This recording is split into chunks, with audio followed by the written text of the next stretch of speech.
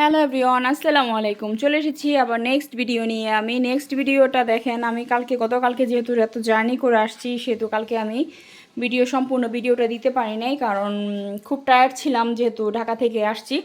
তো এই যে দেখেন বাসার কি অবস্থা, সেজন্য আমি ভিডিওটা দিলাম। তো এই যে আজকে দেখেন কত কাজ পড়ে আছে, তো চিন্তা করলাম যে আপনাদের সাথে শেয়ার করি। আসলে বাহিরে কোথাও ঘুরতে গেলে, বেড়াতে গেলে যে বাসার কি অবস্থা হয় দেখেন। প্রত্যেকটা রুমে রুমে এই অবস্থা হয়ে আছে আমার দেখেন। এগুলো লাকেজ সব, প্রত্যেক রুমে রুমে লাকেজ, কাপড় চোপড় সব এখানে অগোছালো হয়ে আছে। আমার আজকে সারা দিনের কাজ হচ্ছে এগুলো গুছানো। তো কতটুকু পারি জানি না।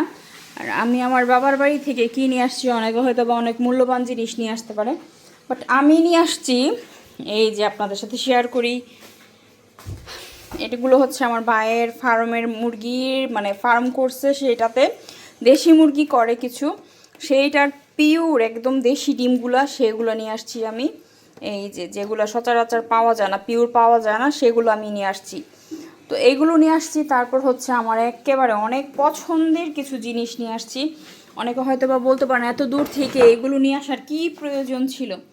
ভাই, বাবার বাড়ি বলে কথা, জানি না বাবার বাড়ির জিনিসপত্রকে কীরকম মূল্যায়ন করেন, কিন্তু আমার বাবার বাড়ির একটা সুতা হলেও আমি সেটাকে প্রচুর মূল্যায়ন করি, বিকজ এটা আমার বাবার বাড়ির জিনিস। সবচেয়ে বড় কথা হচ্ছে এটা, কি ছোট কি বড় সেটা আমি জানি না, তো আমার মনে হয় যে এটা আমার বাবার বাড়ি থেকে নিয়ে আসছি, সেটা আমার কাছে অনেক মূল্যবান জিনিস। সেটা যাই হোক, এনি হাউ, যেটাই হোক, সেটা আমি অনেক প্রাধান্য দিই, বা সেটা আমার কাছে অনেক মূল্যবান। তো আমি নিয়ে আসছি।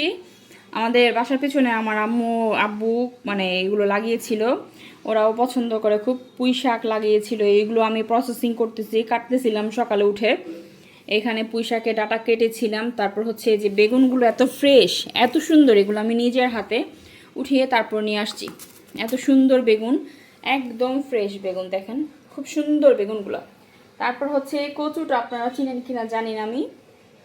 এই কচুটাকে আমাদের ওদিকে বলে দুধ কচু। এই যে দেখেন কি সুন্দর, এত সুন্দর কচু, এটা খুবই সুন্দর কচু। এটা এটা রান্না করলে এত মজা লাগে, চিংড়ি মাছ বা ইলিশ মাছের মাথা টাথা দিয়ে রান্না করলে কিন্তু দারুণ মজা লাগে। আমার কাছে কিন্তু খেতে ভালো লাগে, ভীষণ ভালো লাগে। তো এটা নিয়ে আসছি। তারপর হচ্ছে মানে আমার পছন্দের যেগুলো সেগুলোই আমি নিয়ে আসছি। তারপর হচ্ছে এই কচুর পাতাগুলো ভাজি করলে এত মজা লাগে, দুধ কচুর পাতা, এটা দুধ কচুর পাতাগুলো ভাজি করলে এত ভালো লাগে, তো এইগুলো নিয়ে আসছি। তারপর আমাদের বাসার সামনে কিছু মিষ্টির দোকান আছে, যেটা অনেক পুরনো।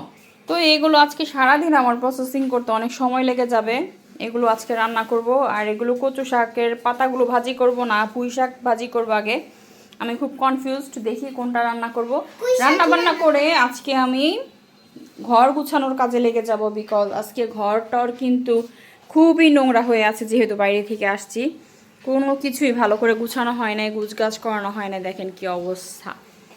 এই যে, তো গুছগাছ করে এদিকে আমার মেয়ে চলে আসছে স্কুল থেকে এসে দেখেন শুরু হয়ে গেছে তার দুষ্টুমি। দুই বোন মিলে দুষ্টুমি শুরু হয়ে গেল দেখেন। তো দেখি কতটুকু কি করতে পারি, এই জন্য আপনাদের সাথে শেয়ার করলাম। যেহেতু গতকালকে পুরো ভিডিওটা আমি দিতে পারিনি, বাসায় এসে খুব টায়ার্ড হয়ে গেছিলাম, তো এই জন্য আর কি। তো দেখি কতটুকু করতে পারি।